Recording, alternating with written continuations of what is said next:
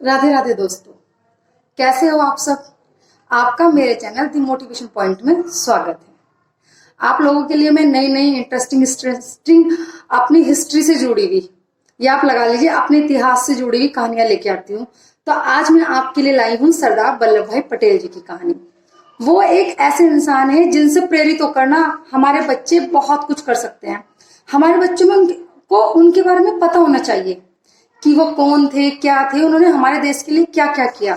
क्योंकि नेहरू हुए, गांधी जी हुए, इन सब के बारे में तो बहुत सुना है, बहुत बुक्स में पढ़ा है, लेकिन हमारी कुछ देश की ऐसी विभूतियां भी हैं जो कहीं विलुप्त होकर रह गए हैं, जिनके बारे में इतनी नॉलेज नहीं है।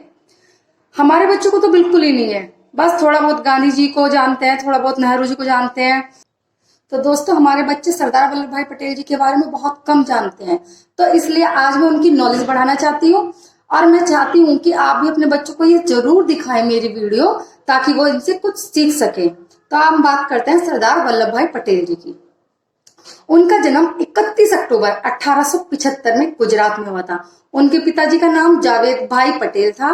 वो एक किसान थे, साथ में वो एक क्रांतिकारी भी थे। सही मायने में उन्होंने 1857 की लड़ाई में बहुत योगदान दिया। जब 1857 की लड़ाई शुरू हुई थी तो उन्होंने उस टाइम बहुत सपोर्ट किया। तो उनके बेटे थे सरदार वल्लभ भाई पटेल। इनके बारे में जितना कहूं उतना कम है। मैं ये बात हर वीडियो में बोलती हूँ, क्योंकि मैं हर वीडियो एक ऐसे पर्सन के साथ लेके आती हूँ जिनके बारे में जितना भी बताया जा सके उतना कम है। मैं आपको सही बताऊं, एक वीडियो में सरदार वल्लभ भाई पटेल जी के बारे में सब कुछ नहीं बताया जा सकता।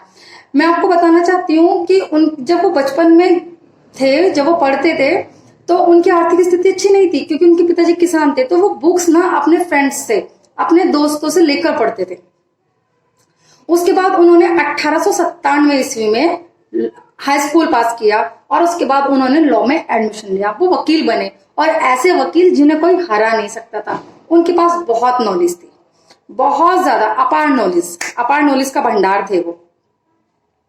तो फ्रेंड्स, उसी टाइम चर्चा में थे गांधी जी। गांधी जी को तो आप सब जानते हो, उस टाइम गांधी जी बहुत चर्चा में थे। लेकिन सरदार वल्लभ भाई पटेल जी गांधी जी को पसंद नहीं करते थे। जब कभी भी गांधी जी गुजरात आते थे, क्योंकि वल्लभ भाई पटेल जी गुजरात में रहते थे, सरदार उन्हें बाद में कहा गया, पहले वो वल्लभ पटेल थे। तो मैं आपको बताऊंगी कि उन्हें सरदार क्यों कहा गया, उन्हें लौह पुरुष क्यों कहा गया। ये चीजें मैं आपको अपनी स्टोरी में बताऊंगी। तो वो गांधी जी को पसंद नहीं करते थे। जब भी कभी गांधी जी गुजरात आते थे तो वो उनसे बोलते थे कि सत्याग्रह करके या ब्रह्मचार्य का पालन करके या संडास साफ करके, संडास यानी टॉयलेट, या टॉयलेट साफ करके हम लोग आजादी नहीं पा सकते हैं। आजादी पाने के लिए तो हमें बहुत संघर्ष करना होगा। वो गांधी जी को पसंद नहीं करते थे, क्योंकि एक वो वकील थे, लॉयर थे। उनका एक अपना ही तर्क था, हर बात को वो अपने ही तर्क से रखते थे। लेकिन 2 साल बाद वो गांधी जी से दोबारा मिले। लेकिन 2 साल बाद चंपारण का सत्याग्रह आंदोलन हुआ, उससे वल्लभ भाई पटेल जी बहुत प्रभावित हुए। वहीं पर वो गांधी जी के से दोबारा मिले, 2 साल बाद दोबारा मिले। तो वो गांधी जी से उस टाइम पे प्रभावित हुए। 2 साल बाद जब Gandhi ji Bombay presidency protocol conference में अहमदाबाद आए, तब वल्लभ भाई पटेल जी उनसे दोबारा मिले 1917 में। वहां पर गांधी जी से, क्योंकि वो बहुत प्रभावित हुए थे सन 1917 में, क्योंकि उस टाइम पे ब्रिटिश सरकार ने एक कानून लागू किया था जो था resolution of loyalty to the British king.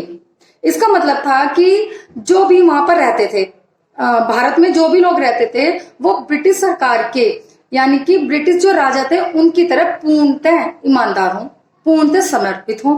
तो गांधी जी ने क्या किया, इस दस्तावेज को फाड़ दिया। जब वल्लभ भाई पटेल जी ने ये देखा कि गांधी जी ने इस दस्तावेज को फाड़ दिया, वो तो गांधी जी से बहुत इंप्रेस हो गए। तो उसी टाइम क्या किया उन्होंने, उन्होंने अपनी वकालत छोड़ दी, अपना कोट पैंट जला दिया और धोती कुर्ता पहनना शुरू कर दिया।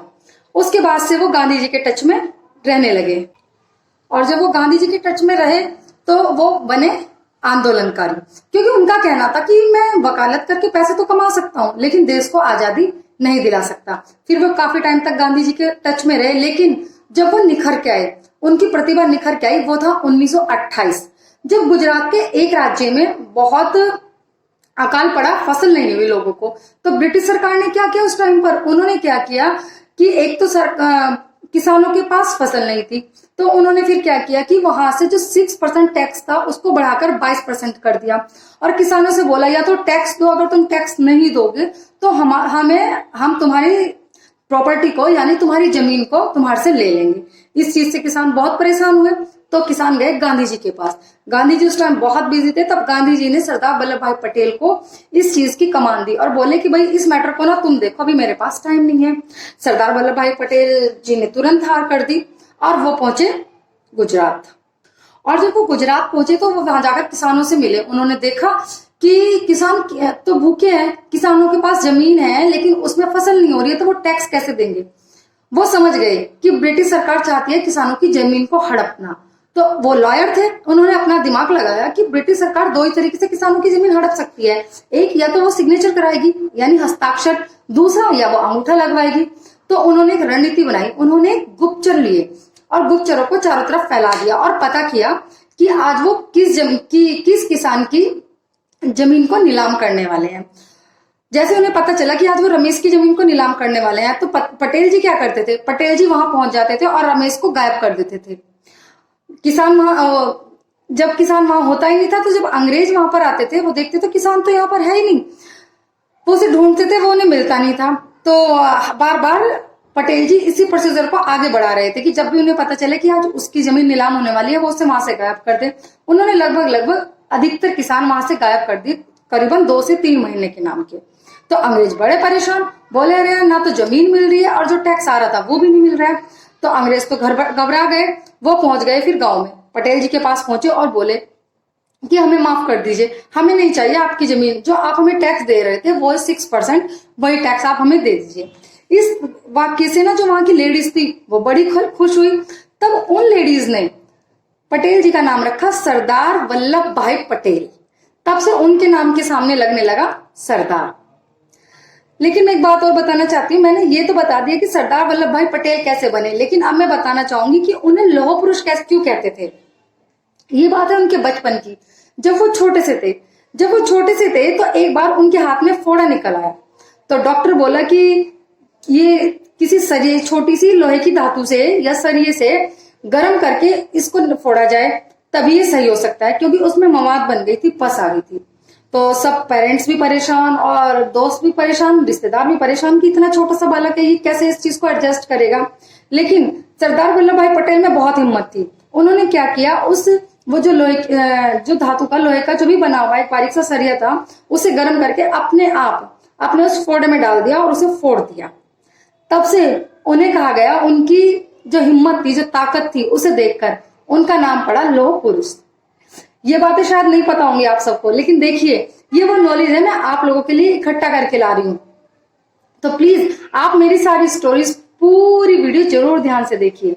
तो इस तरीके से उनका नाम पड़ा लौह पुरुष। वैसे तो दोस्तों पटेल जी के बारे में बताने के लिए बहुत कुछ है।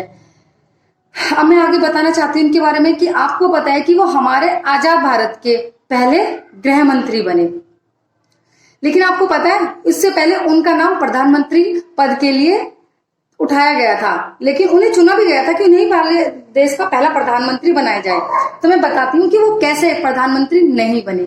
हुआ क्या, बात है 1946 से, जब सेकेंड वर्ल्ड वॉर चल रहा था। सेकेंड वर्ल्ड वॉर यानी सेकेंड विश्व युद्ध होने के बाद अंग्रेज कमजोर पड़ गए थे, तो अंग्रेज ने सोचा कि चलो भाई अब भारत का राज्य, भारत के लोगों को देकर हम अपने राज्य, अपने देश चले जाते हैं।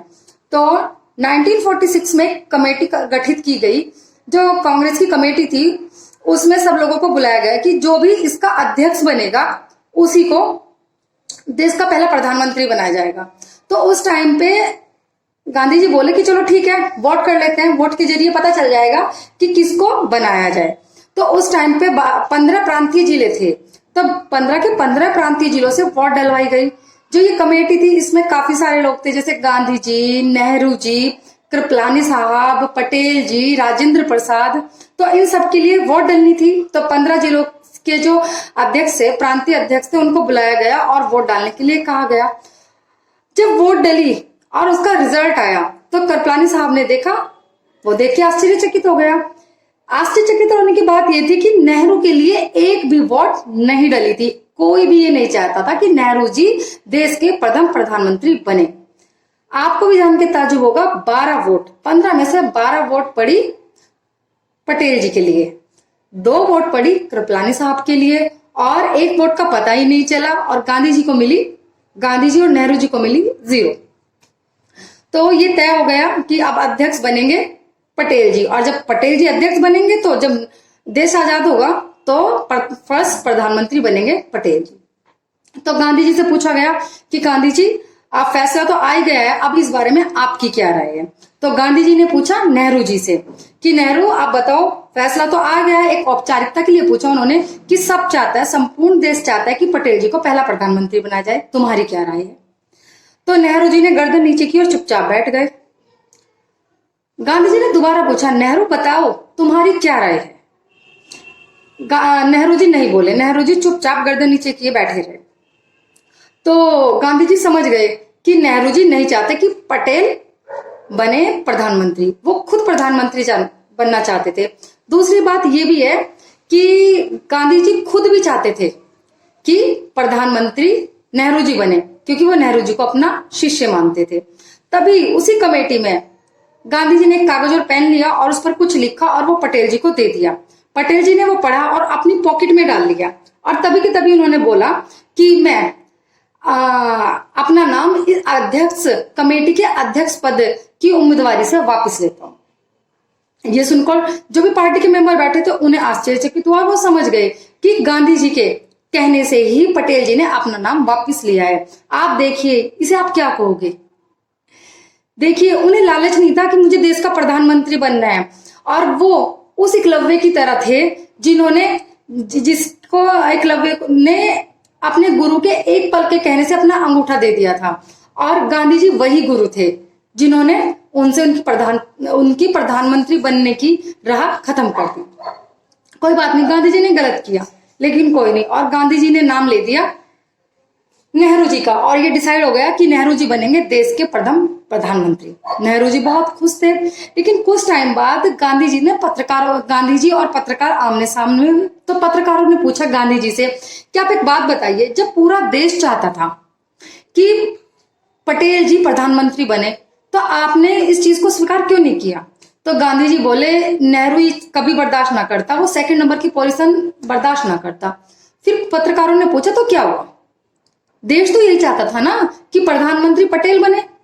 तो नेहरू जी बोले, बिल्कुल, देश तो यही चाहता था कि प्रधानमंत्री पटेल बने, लेकिन प्रॉब्लम ये थी कि अगर इस टाइम नेहरू नाराज होकर कांग्रेस पार्टी से अलग हो गया तो अंग्रेज इस चीज का फायदा उठा लेंगे।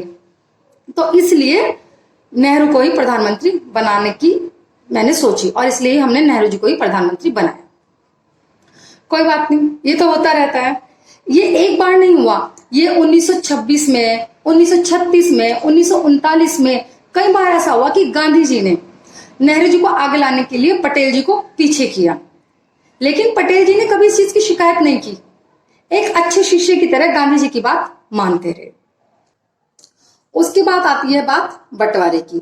उस टाइम माउंटबेटन जी ने सोचा कि जब 2 मुल्क बन रहे हैं, 2 देश अलग हो रहे हैं, तो मुझे एक कमेटी बनानी चाहिए और उस कमेटी में दोनों मुल्कों से एक एक मेंबर आना चाहिए जो हर चीज को सही से डिफाइन कर सके। तो उन्होंने ये बात रखी। तो पाकिस्तान की तरफ से मोहम्मद जिन्ना जी ने अपना नाम अनाउंस कर दिया। जो मोहम्मद जिन्ना जी थे ना, वो बहुत तर्क वितर्क करते थे, हर बात पर बहुत बुरी तरीके से रिएक्ट करते थे। तो नेहरू जी ने सोचा कि हमारी कमेटी में तो एक ही बंदा है जो इस चीज को एडजस्ट कर सकता है, और वो है वल्लभ भाई पटेल जी। और उन्होंने पटेल जी को आगे कर दिया। अब पटेल जी और जिन्ना जी 3 महीने तक डिस्कशन में रहे कि किसको क्या मिले, किसको क्या मिले।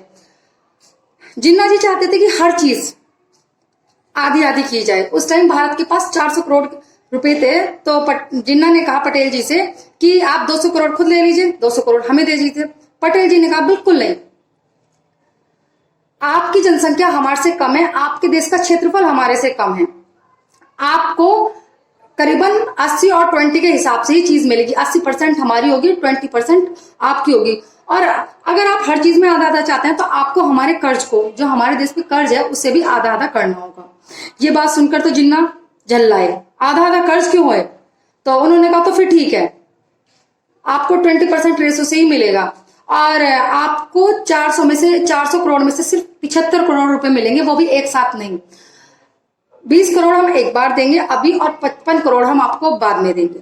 जिन्ना जी मान गए। जिन्ना इतने पे कहाँ रुकने वाला था, तो फिर उन्होंने पटेल से कहा ठीक है, आप हमें करेंसी प्रिंटिंग मशीन दे दीजिए।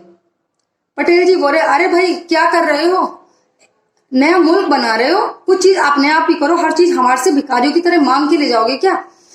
जब तक अपनी प्रिंटिंग मशीन अपने देश में जाके बनाना, और जब तक तुम्हें जरूरत हो हमारे से आप पैसे लेते जाना, लेकिन हम आपको अपनी प्रिंटिंग मशीन नहीं देंगे।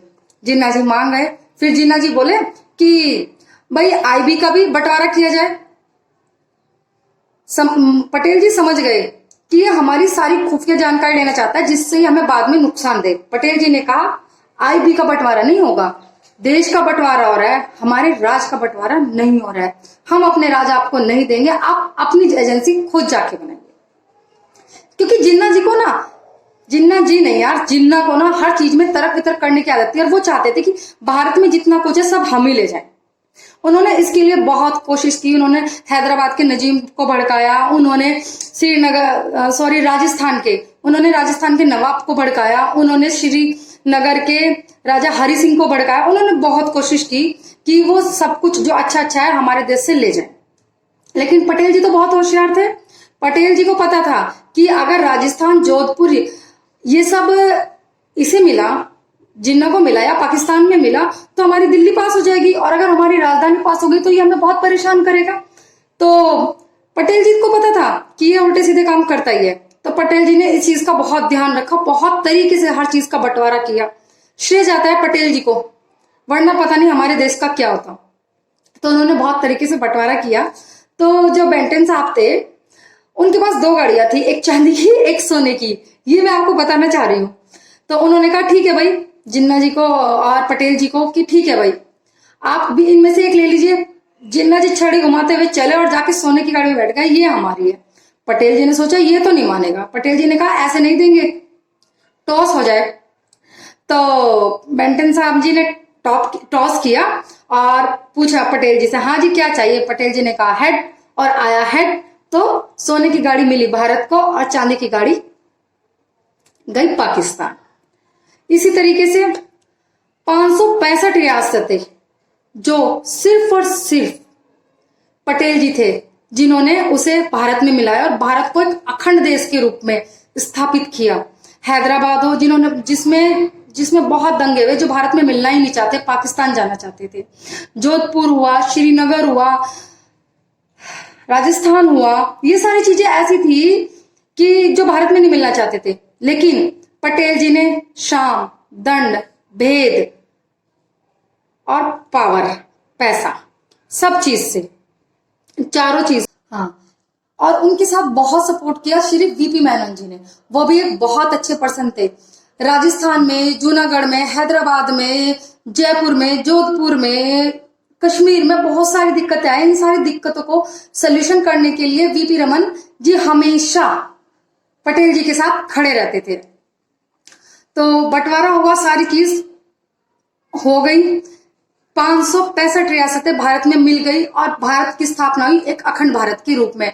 वरना दोस्तों आप सोचिए, आपको कश्मीर से कन्याकुमारी जाने के लिए कितने वीजे बनवाने पड़ते, क्योंकि देश टुकड़ों में हो गया था।